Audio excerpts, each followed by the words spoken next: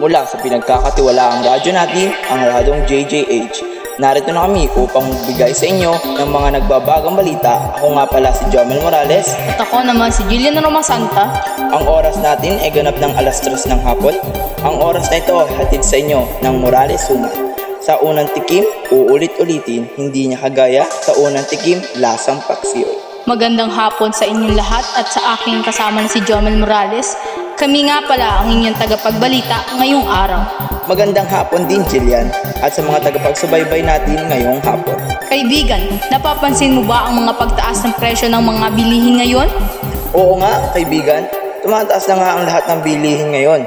Imbis na bumaba ito, ay lalo pa itong tumataas. Ano nga ba ang ginagawa ng ekonomiya dito sa ating bansa? Maayos naman ang pagmamalakad ng ating ekonomiya. Subalit, kaya lalo pang tumataas ang mga bilihin dito sa ating bansa dahil sa mga sahod ng mga manggagawa, pagbili ng mga hilaw na materyales at makinarya, at ang nagmahangad ng malaking tubo.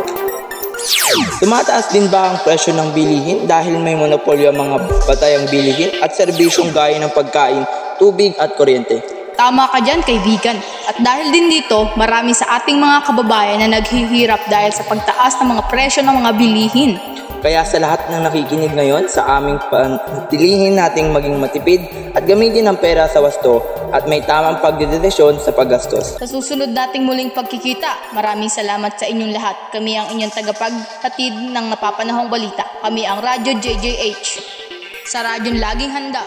Sa mga bagong balita. Paalam, kaibigan.